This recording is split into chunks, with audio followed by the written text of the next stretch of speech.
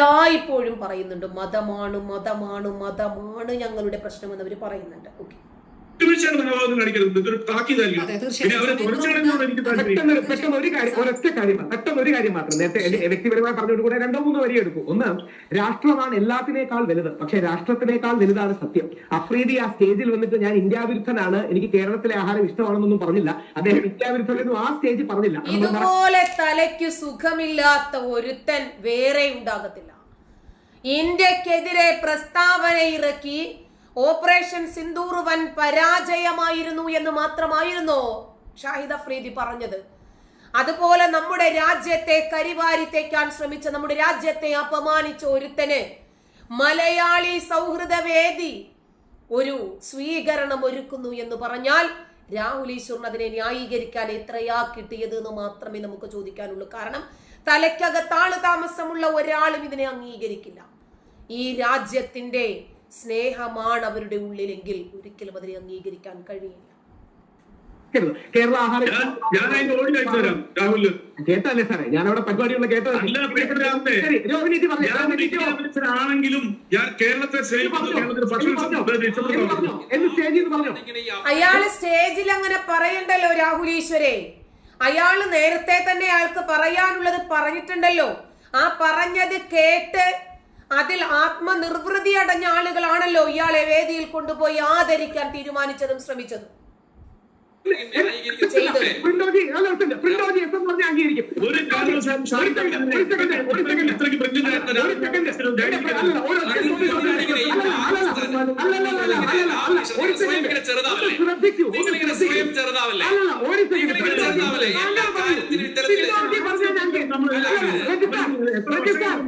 എന്റെ അവസരമാണ്. പ്രിന്റോ പറഞ്ഞാൽ ഞാൻ അംഗീകരിക്കും. അഫ്രീദി സ്റ്റേജിൽ നിന്ന് ഞാൻ ഇന്ത്യ വിരുദ്ധനാണെങ്കിലും കേരളത്തിലെ ആഹാരം എനിക്ക് ഇഷ്ടമാണെന്ന് പറഞ്ഞു. പ്രിന്റോ പറഞ്ഞാൽ ഞാൻ അംഗീകരിക്കും. അങ്ങനെ പറയേണ്ട കാര്യമുണ്ടോ? അയാൾക്ക് പറയാനുള്ളത് നേരത്തെ അയാൾ പറഞ്ഞില്ലേ? അതിന്റെ അവാർഡ് ദാനത്തിനല്ലേ മലയാളികളുടെ വേദിയിലേക്ക് ഇയാൾ വന്നത്.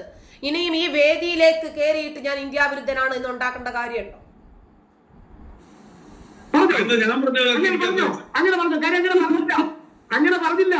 അങ്ങനെ പറഞ്ഞില്ല. എന്തുകൊണ്ടാണ് ഈ അഫ്രീദിയെ പ്രിയപ്പെട്ട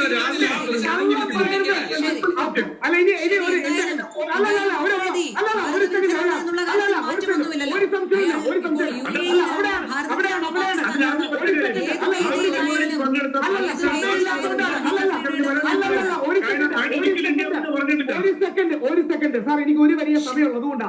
നമ്മുടെ രാഷ്ട്രപിതാവ് മഹാത്മാഗാന്ധിയാണ്. എതിരാളികളെ കുറിച്ച് പോലും സത്യം പറയാൻ പഠിപ്പിച്ചവരാണ്. അതുകൊണ്ടാണ് ഞാൻ പറയുന്നത് അഫ്രീദി നമ്മുടെ എതിർപക്ഷത്തുള്ളതാണ്. അഫ്രീദിയെ കുറിച്ച് പോലും ആയിക്കോട്ടെ, അതല്ല എതിർപക്ഷം ആലോചിക്കേണ്ടത്. പറയുന്നതാണ് അതൊക്കെ ആയിക്കോട്ടെ. പക്ഷെ റെജി സാർ പറഞ്ഞില്ല. ഇനി പെട്ടെന്ന് പ്രിന്റ് ഔട്ട് ഒരു വരി ഓർക്കണം. പോപ്പുലർ ഫ്രണ്ട് രാഹുൽ ഈശ്വറിനെതിരെയാണ് സുപ്രീം കോടതി പോയത്. അഖില ഹാദിയ വിഷയത്തിൽ രാഹുൽ ഈശ്വറിനെതിരെയാണ് പോപ്പുലർ ഫ്രണ്ട് സുപ്രീം കോടതി പോയത്. ഞാനൊന്ന് ഓർത്തു നോക്കണം. അപ്പോ നമുക്കൊരു മധ്യമാർഗം വേണം, നമുക്കൊരു ബാലൻസ് വേണം, നമുക്കൊരു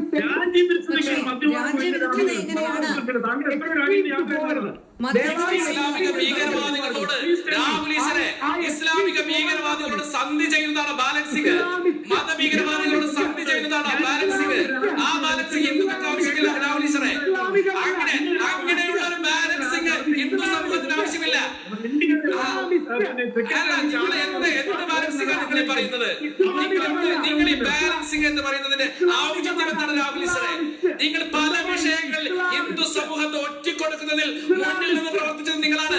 ആദ്യ കേസ് ആയിക്കോട്ടെ, വഖഫ് ആയിക്കോട്ടെ, പല വിഷയങ്ങളിലും ഹിന്ദു സമൂഹത്തെ മുന്നിൽ നിന്ന് ഒറ്റിക്കൊടുത്തത് ഇസ്ലാമിക ഭീകരവാദികൾക്ക് വേണ്ടി നിങ്ങളാണ്. ഒരു സംശയം വേണ്ട, ഒരു സംശയം വേണ്ട.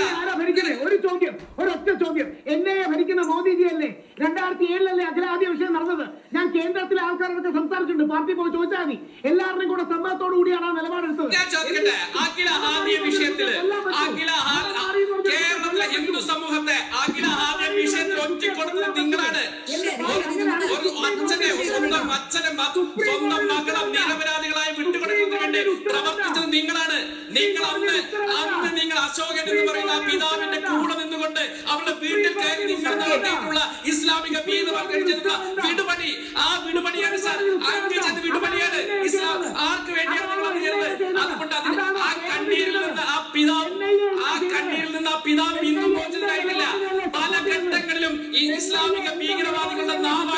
കേരളത്തിൽ പ്രവർത്തിക്കുന്നത് നിങ്ങളാണ് സാർ. നാളെ ഒരു മത തീവ്രവാദിയെ കൊണ്ടുവന്നു പൊന്നാടയണിയിച്ചാലും ശരി, ഇതുപോലെയുള്ള ആളുകൾ അവരോടൊപ്പം നിൽക്കാനുണ്ടാകും. എങ്ങനെയാണ് മത തീവ്രവാദികളെ പ്രീണിപ്പിക്കേണ്ടത് എന്ന് വളരെ കൃത്യമായിട്ട് അറിഞ്ഞും പഠിച്ചും തന്നെയാണ് ഇവരൊക്കെ ഈ പണിക്കിറങ്ങിയിരിക്കുന്നത്. മുമ്പ് ഇസ്ലാമിനെ വിമർശിച്ച പല ആളുകളും എങ്ങനെയാണ് പിന്നീട് ഇസ്ലാം മതത്തിന്റെ സംരക്ഷകരായി മാറിയത്, എന്തിന്റെ പേരിലാണ് എന്നൊക്കെ നമുക്ക് വളരെ കൃത്യമായിട്ട് അറിയാം. പഹൽഗാം ഭീകരാക്രമണത്തിന് പിന്നാലെ നമ്മുടെ രാജ്യത്തിനെതിരെ നിരന്തരം വിഷം ചീറ്റിയ മുൻ പാകിസ്ഥാൻ ക്രിക്കറ്റ് താരമാണ് ഷാഹിദ് അഫ്രീദി. അതുവരെ ഷാഹിദ് അഫ്രീദിയെ എപ്പോഴെങ്കിലും ഏതെങ്കിലും ഒരു മലയാളി പ്രവാസി സമാജം ആദരിച്ചതായിട്ട് നമുക്കറിയാമോ? എങ്ങനെയാണ് മലയാളി സംഘടനകൾക്ക് ഇദ്ദേഹം കണ്ണിൽ ഉണ്ണിയായി മാറിയത്?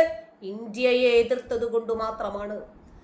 പുറത്തു വരുന്ന വിവരമനുസരിച്ച് മലയാളികൾ സംഘടിപ്പിച്ച ഒരു പരിപാടിയിൽ അഫ്രീദിയായിരുന്നു മുഖ്യ അതിഥി. ഇന്ത്യയെ എതിർത്തതിന്റെ പേരിൽ, പാകിസ്ഥാൻ താരമായതിന്റെ പേരിൽ ഇന്ത്യയെ എതിർക്കുന്ന മലയാളികളും അദ്ദേഹത്തിന് സുരക്ഷിതമായി കൊണ്ടുവന്ന്, ഞാൻ ചോദിക്കട്ടെ, നമ്മുടെ മാതാവിനെ എതിർക്കുന്ന ഒരാള്, നമ്മുടെ മാതാവിനെ പച്ചയ്ക്ക് പുലഭ്യം പറയുന്ന ഒരാള്, അവരെ പൊതുവേദിയിൽ കൊണ്ടുവന്ന് ആദരിക്കാൻ നിങ്ങൾക്ക് പറ്റുമോ? അതുപോലെയാണ് ഈ രാജ്യത്തിനെതിരെ സംസാരിക്കുന്നവനും രാജ്യസ്നേഹിയെ സംബന്ധിച്ചിടത്തോളം. ഇതിന്റെ വീഡിയോ സോഷ്യൽ മീഡിയയിൽ മുഴുവനും പുറത്തു വന്നിട്ടുണ്ട്. ചെണ്ടമേളത്തിന്റെ അകമ്പടിയോടുകൂടി അഫ്രീദിയെ മലയാളികൾ വരവേറ്റു. ഈ പരിപാടിയെ സംബന്ധിച്ച് ആരും അറിയില്ലെന്നാണ് ഇവര് വിചാരിച്ചിരുന്നത്. ആനയിടം പുറത്ത് എഴുന്നള്ളത്തോടുകൂടിയായിരുന്നു ഹമാസിന്റെ ഭീകരവാദികളായ യഹ്യാ സിൻവാറിന്റെയും ഇസ്മായിൽ ഹനിയയുടെയും ഒക്കെ ചിത്രങ്ങൾ ഇവർ മുകളിലേറ്റിയത്. എഴുന്നള്ളത്തില് കോഴിക്കോട് കരിപ്പൂർ എയർപോർട്ടിലെ വഖഫിനെതിരെയുള്ള പ്രതിഷേധത്തില് ഇവർ ഉയർത്തിയത് ജമാഅത്തെ ഇസ്ലാമിയുടെ തീവ്രവാദികളായിട്ടുള്ള സമുന്നതരായിട്ടുള്ള നേതാക്കളുടെ ചിത്രങ്ങളായിരുന്നു. ബന്നയും ജിന്നയും ഒക്കെ ആരാണ് എന്ന് എല്ലാവർക്കും അറിയാം. മലയാളി സമാജം ഷാഹിദ് അഫ്രീദിയെ സ്വീകരിക്കുന്ന വീഡിയോ വൈറലായതോടുകൂടി ഈ നടപടിക്കെതിരെ രൂക്ഷമായിട്ട് വിമർശനം ഉയർന്നു വന്നു. 26 വിനോദസഞ്ചാര കേന്ദ്രങ്ങളിൽ 29 വിനോദസഞ്ചാരികളെയായിരുന്നു പഹൽഗാം ഭീകരാക്രമണത്തിൽ നമുക്ക് കൊല്ലപ്പെട്ടത്, നമുക്ക് ജീവൻ നഷ്ടപ്പെട്ടത്. പഹൽഗാം ഭീകരാക്രമണത്തിൽ അതിന്റെ പ്രതിവിധി എന്ന വണ്ണം, അതിന്റെ പ്രതികാര നടപടി എന്ന വണ്ണമാണ് 9ഓളം ഭീകര കേന്ദ്രങ്ങളെ ഓപ്പറേഷൻ സിന്ദൂറിലൂടെ ഇന്ത്യ തച്ചുടച്ചത്. 29 നിരപരാധികളായ വിനോദസഞ്ചാരികളെ കൊന്നൊടുക്കിയ പാകിസ്ഥാൻ സ്പോൺസേർഡ് തീവ്രവാദികൾ, ഭീകരവാദികൾ, അവർ പാകിസ്ഥാനികളായിരുന്നല്ലോ അല്ലേ? പഹൽഗാമിൽ വെടിവെച്ചു കൊല്ലപ്പെട്ടത്, വെടിയേറ്റു കൊല്ലപ്പെട്ടത് ഈ ഇന്ത്യയുടെ മക്കളായിരുന്നു. മതം ചോദിച്ച്, ലിംഗം പരിശോധിച്ച് കലിമ ചൊല്ലാൻ ആവശ്യപ്പെട്ട പാവങ്ങളെ സ്ത്രീകളുടെ മുമ്പിൽ വെച്ച് നിറയൊഴിച്ചിട്ട് അതിനെ അനുകൂലിച്ചുകൊണ്ട് വിഷം ചീറ്റി ഷാഹിദ് അഫ്രീദി വരിക. 1 മണിക്കൂറോളം ഭീകരർ പഹൽഗാമിൽ ആൾക്കാരെ കൊന്നൊടുക്കുകയായിരുന്നു. എന്നിട്ടും 8 ലക്ഷത്തിൽ ഒരു പട്ടാളക്കാരൻ പോലും അവിടെ ഇല്ല എന്ന്. പക്ഷേ അവൻ പാകിസ്ഥാനെയാണോ കുറ്റപ്പെടുത്തുന്നത്? അല്ല, ഭീകരവാദത്തെ ചുമക്കുന്നു. സ്വന്തം ജനങ്ങളെ കൊന്നൊടുക്കുന്നത് ഇന്ത്യയാണ് എന്നാണ് അവൻ പറഞ്ഞത്. ഇന്ത്യയാണ് സ്വന്തം ഭീകരാക്രമണത്തിന് പിന്നിൽ, പഹൽഗാമിലെ ഭീകരാക്രമണത്തിന് പിന്നിൽ ഇന്ത്യയാണ് എന്ന് പറഞ്ഞ ഷാഹിദ് അഫ്രീദി, അവൻ പാകിസ്ഥാനെ കുറ്റപ്പെടുത്താനായിരുന്നില്ല നിന്നത്, ഇന്ത്യയെ കുറ്റപ്പെടുത്താനായിരുന്നു. ക്ഷീരമുള്ള ഒരകിടിൻ ചുവട്ടിലും ചോര തന്നെ കൊതുകിന് കൗതുകം. അവനെ സ്വീകരണമൊരുക്കിയ മലയാളി സമാജം അഭിനന്ദനം അർഹിക്കുന്നു എന്നാണ് രാഹുൽ ഈശ്വർ പറഞ്ഞത്. നമ്മൾ അടിക്കുന്ന ഓരോ കൈയടികളും ഈ ഭീകരവാദത്തെ പ്രോത്സാഹിപ്പിക്കുന്ന ഇത്തരം ആളുകൾക്കുള്ള ചില ചിന്തിക്കാനുള്ള ഒരു സ്ക്രാച്ചുകളാകട്ടെ എന്ന് ആഗ്രഹിക്കുന്നു.